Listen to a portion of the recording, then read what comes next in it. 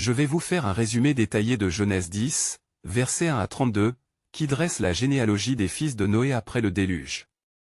Genèse 10 est souvent appelée la table des nations, car elle décrit l'origine des peuples qui se sont dispersés sur la terre après le déluge. Ce chapitre revêt une importance capitale, car il établit les fondations des diverses lignées humaines et met en lumière la manière dont Dieu a permis à l'humanité de se répandre et de remplir la terre conformément à sa volonté. Noé eut 3 fils, Sem, Cham et Japheth. Chacun d'eux devint l'ancêtre de nombreux peuples, et leur descendance forma les nations du monde. 1. Les descendants de Japheth, versets 2 à 5.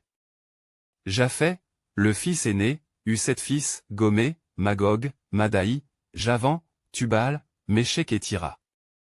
Ses descendants s'établirent principalement dans les régions nordiques et occidentales, correspondant aux peuples européens et asiatiques. Gomé donna naissance aux Cimériens et aux peuples d'Anatolie. Magog est associé aux peuples scythes et aux habitants des steppes. Madaï est l'ancêtre des Mèdes, peuple qui occupera une place importante dans l'histoire biblique. Javan est l'ancêtre des Grecs. Tubal et Méchec sont liés aux peuples de l'Asie mineure et des régions caucasiennes.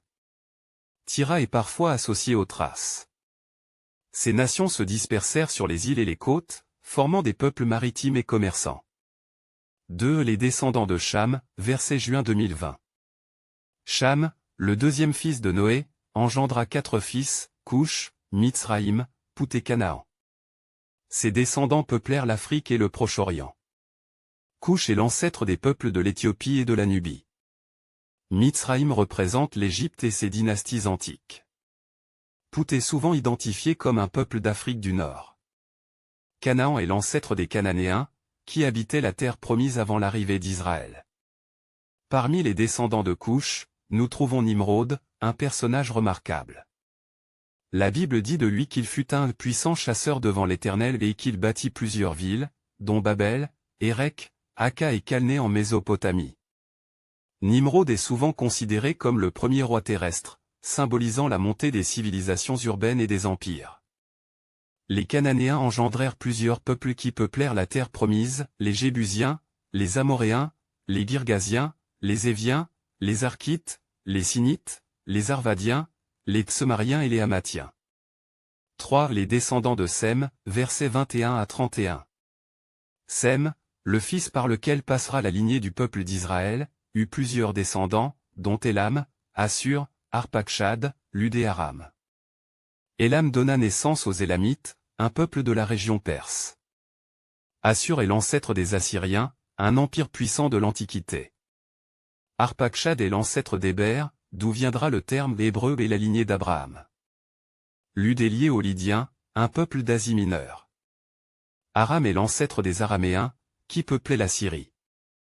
Héber, descendant d'Arpachshad, eut 2 fils, Péleg et Joktan. Péleg est noté pour un événement particulier, c'est à son époque que la terre fut divisée, ce qui fait probablement référence à la tour de Babel et à la dispersion des peuples. Joktan eut de nombreux fils qui s'installèrent en Arabie. 4. La dispersion des nations, verset 32.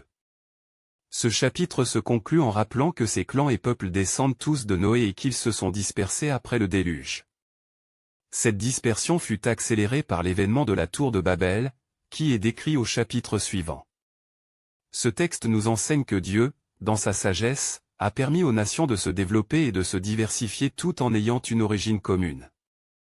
Il nous rappelle aussi que, malgré nos différences culturelles et linguistiques, nous sommes tous issus d'une même famille humaine sous le regard bienveillant de Dieu.